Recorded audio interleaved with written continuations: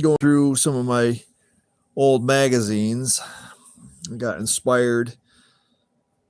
Yesterday I went out and made a handshake deal on a car, an interesting car from the mid to late 80s. I'm not going to give it away yet, but I don't want to jinx myself cuz it's not in my driveway yet.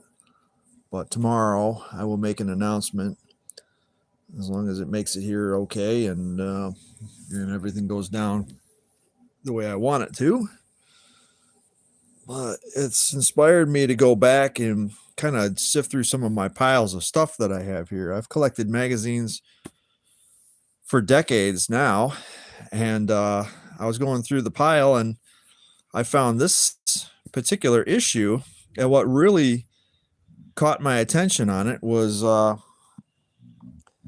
January 2000. So this particular issue is officially 25 years old. I've had this issue for 25 years. It may have even be longer because you buy the issue like a couple months or a month in advance before, this. So I probably bought this in November or December of 1999. I was not a absolute hardcore tuner at the time, but I had a U13 Altima that I did a Bluebird Triple S kind of theme to it, and it was a 1997. I don't think I've really covered it on this channel, but it was the first vehicle that I really got into like the tuner scene on. I had one of the earliest VIS carbon fiber hoods made for it. Very early on. It took months to get it. And I had the Bluebird power folding mirrors. I had the Bluebird trunk lock. I had a bunch of stuff sent over from New Zealand. And this was early on before Facebook really became a thing. And excuse me, sorry, I got a dog trying to jump on me here.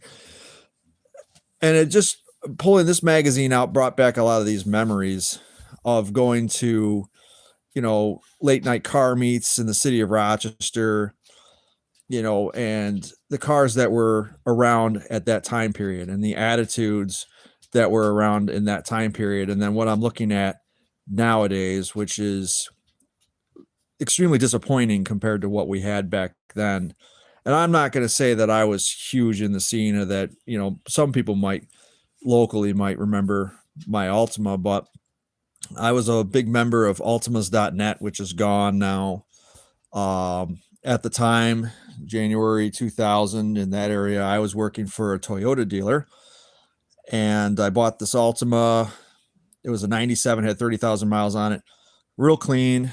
And then I immediately started modifying the Sprint springs, the torsion bar that goes between the strut tower bar, the exhaust, the Magnaflow exhaust, the whole 9 yards. And I was buying magazines like this from Barnes and Noble. You can see that I don't have a subscription. I didn't have a subscription then because I was not really living at a permanent residence at the time either. It was difficult to work on this Altima because it was on the street.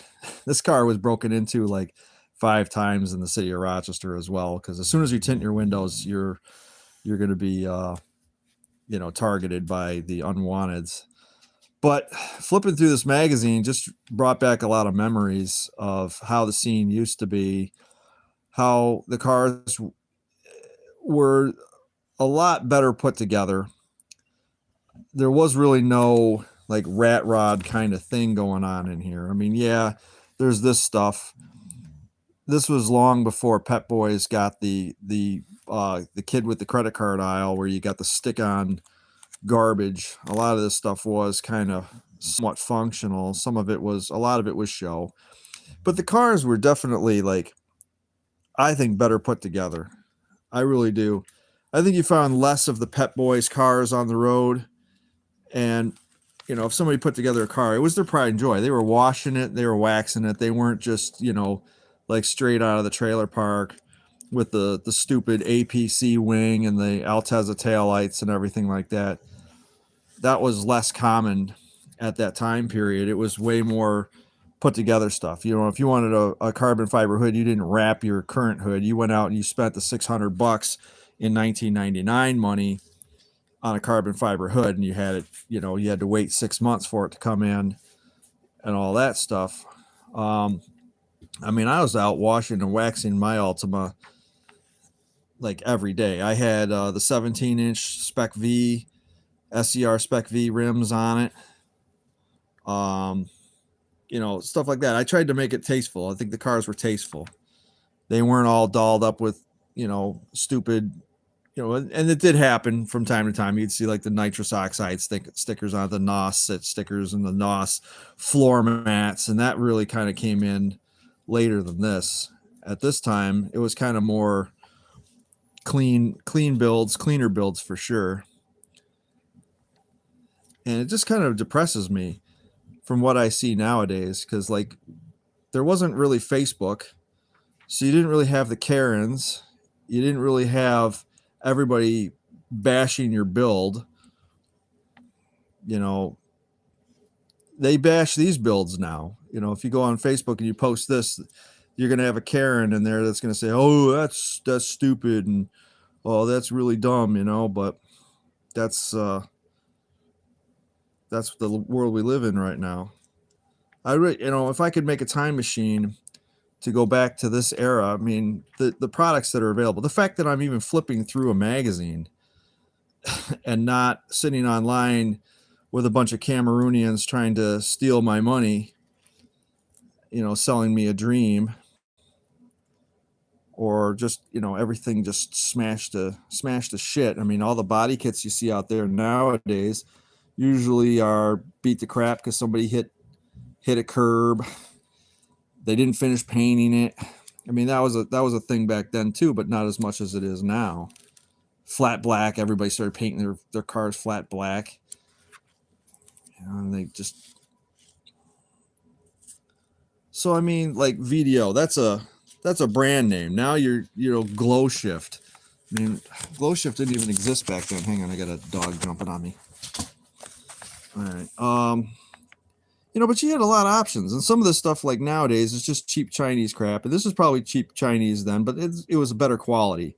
Pre-COVID stuff. Maybe I'm dating myself in terms of age and stuff like that. But even the cars back then were cooler. I mean, who wants to modify anything that's new now, except for your typical Corvette, Camaro, Mustang, Challenger, and Chargers? That's really the only thing. I mean, when was the last time you saw a Maximo, you know, done with a body kit? There's a Jelly Bean Ultima right there. Jelly Bean Ultima. I even had the SE sides. I brought in the SE sides and everything. There's a still in front lip. I mean, that's the era that I started in. The kids nowadays can't even get into this stuff. You can't even afford it anymore. You know, you try getting an Acura Integra that isn't a piece of garbage, you know, or if they're really nice and unmodified, you're paying buku dollars. I mean, someone just paid $33,000 for a Chevette. If that doesn't tell you how off the rails the modern car scene has gone. Well, these are just endless possibilities. No car was built the same. You even had, you know, the remnants of the mini trucking scene, which is slowly, unhappily to say, is resurging a little bit here and there. I'm very happy to see that. But these cars were clean. They were polished. They weren't like SEMA builds where you had the booger welds and all that stuff on them. And a clean car like that, just in that condition, got respect. I mean, now they're probably clapped out and been painted flat black 10 different times. But it's just mind-blowing the difference 25 years can make. I mean, January 2000, we're in January 2025. That's 25 years ago that this magazine was on the stand, and young me walked into Barnes & Noble or some other place and picked up a copy of this to flip through, probably because it had the history of the Z car, because I'm a Nissan guy. And then to see what we're dealing with now, there was no takeovers. It seems like the car scene has definitely become a group of meth heads. I stay out of it now. I don't even want to go to car shows because it's like low hanging fruit. There's only a handful of cars that people know or want to see. So when I pull up in my hard body, especially in here in central New York, people don't even know what to think about it. They're like, well, it's not a Camaro. I mean, you don't even see these Civic hatches anymore. These used to be everywhere. And in by 2003, 2004, every single one of them looked like that to a degree. But in 2000, it was just getting started. And, the community was a lot more like helping each other. When I was moderating Altimas.net, we weren't like, we'd get bickering, bashing kind of things going or whatever, but it wasn't like the Karenisms that I see now on Facebook. If I posted, let me see something. If I posted this car, the first thing I would see in the comment section is like, oh, that thing's a piece of crap, and you're like, you know what? I'm done reading the comment section. I really wish they would just delete the comment section entirely, so you can just like look at the car, have your opinion of it, and move on. I mean, everybody would be laughing at this, some of this stuff. It's like, but this was fun times. We had a good time. I remember going to one cruise in at the old Heckinger's parking lot. It was like 8 or 9 o'clock at night. I didn't know anybody. I just showed up in my Altima. We went out to Buffalo Wild Wings, had dinner. I didn't know who any of these people were. I ended up meeting a few cool people, and we ended up forming a website called Nissan.org, which was NYSSAN.org. And it was for Western New York, Central New York, Nissan to get together and plan meets and get-togethers and everything. And we went and had dinner at a couple different restaurants. We would all show up, and it didn't matter because there was guys that showed up in their Audis, and it would just be a group of Altimas, 240SXs, and Maximas. They would all just go and take over like some parking spots. We would go in the restaurant, we would eat, BS, have a few drinks or not, and then we would go cruising. We would go cruising through the town, and then we'd go home. And it was fun. And we weren't old. We were young. I was in my 20s. So we weren't like out going like, well, okay, well, let's go do a street takeover and, and then we'll go rob a store. That's kind of like where the car scene is right now. It's just, it really is just turned into a bunch of hoodlums that I'm afraid that even though my truck, my hard body is not desirable, and most people kind of thumb their nose at it, I'd be kind of worried that if I took it to a meet like that somebody would follow me home, or worse, put it like an Apple AirPod on it, find out where I live, and then in the middle of the night, sneak it out of my garage. The difference between then and now is just unbelievably measurable. And I didn't really think much of it until I grabbed this magazine and started flipping through it. And I'm like, not for nothing, but everything was more colorful. Everybody wants your money, but it was cool. I mean, I was so excited to flip through this stuff and then just daydream of what kind of car I wanted to build. And then I saw the carbon fiber hood. I'm like, oh, I got to get a carbon fiber hood. So I ordered that, and I didn't have any money at the time.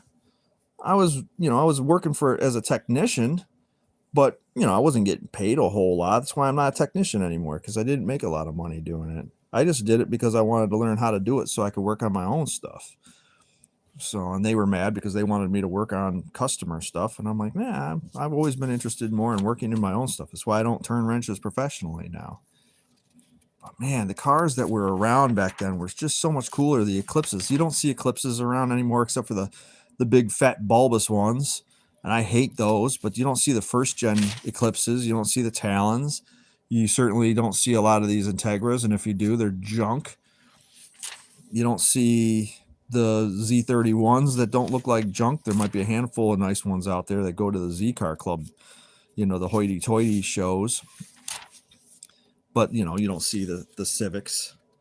And people make fun of like that kind of thing now, which is unfortunate because it's like we had way more open minds back then about builds, and you know the cars were just so much cooler, and they had so much more personality. And yes, a lot of them were just show and no go, but that was the thing, is that each one of them was different, unique, and it was somebody else's idea and design, and sky was the limits in terms of that. So that's what I liked about it, is that my Altima was different than 10 other people's Altimas.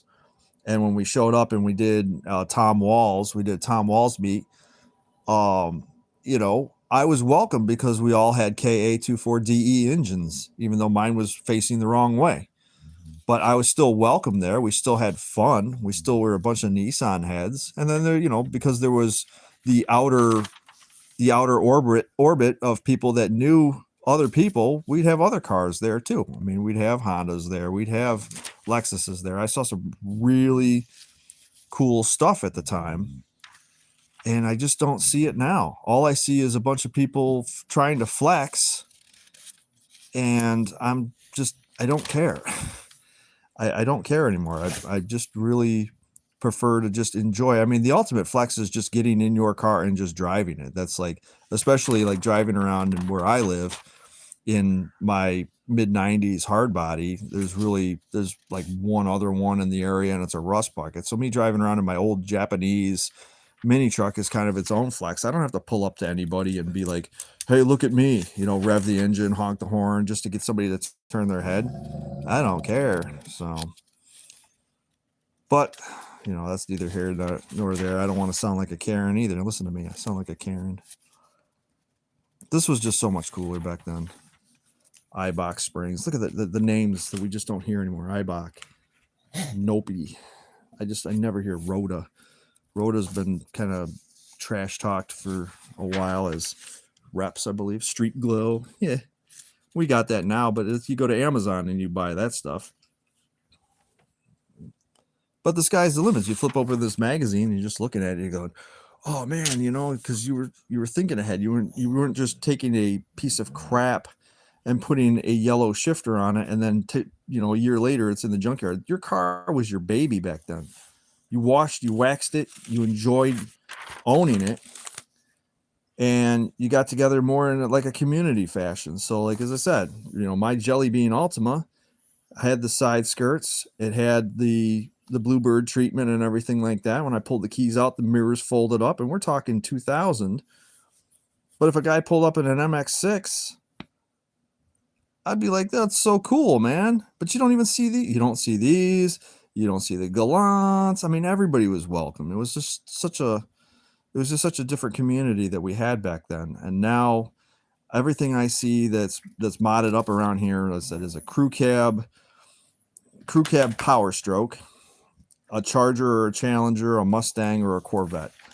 And I just am like, yawn. And you know, the import stuff, the stuff that I see that is from this era, I see at the junkyard, and it's pretty whooped. Nobody cared for it. They just stuck a wing on it just to be funny. And back then there was a little bit more pride in it. And I just wish that the scene would kind of fold over and go back to having at least some pride, at least respecting. You know, you don't have to respect all builds, because some people don't give a shit what they're building. And they don't care, and they don't care about your build. But, you know, if somebody pulls up in a clean car, whether it, you know, no matter what it is, if it's clean, I mean, I don't want to see like brand new car payment alley. I don't even give a crap about that. Someone buys a 2025, you know, Corvette, shows up at the car show with that, and is like, hey, check out my car payment. I don't care for that stuff. But if, you know, I went to a car show a couple of years ago with the green truck over at Walmart, and there was a girl there who had, I want to say it was a Diamante. And it was different. I mean, when was the last time I saw a Diamante, especially one that was clean and washed and everything? And everybody was voting. It was a viewer's choice award thing, and I voted for her car because it was different. Everything else was your typical, you know, 55 Chevy, your Chevy pickup truck, your Corvette, They're your badly done C3 Corvette with the, with the awful wing and the stupid luggage rack in the back and stuff like that. That's what's out there now. It's so like mundane. And I don't care for all the decals. I understand what the decals are on this thing. This is a rolling billboard for what this car is designed to sell parts to people like myself. So when I look at it and I'm like, ooh, this car is cool. And then I can see right there, I got to go to Manchester Motorsports. They're going to sell me wheels, tire package, all that stuff. I get it. But if I owned it, obviously I'd have no decals on it. And that would be a nice, clean Civic hatch.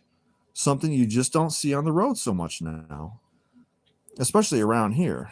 So I always say that I'm in the wrong part of the country. I should be in California, which I don't want to be in California. That place sounds terrible. I'm in New York, which is just as terrible.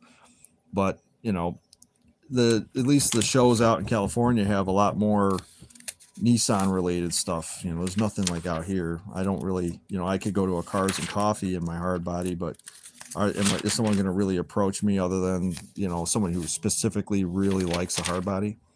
Probably not. Anyways, those are my thoughts on it. January 2000, this is where we were at. This magazine was brand spanking new 25 years ago this month, and that's what was on the cover.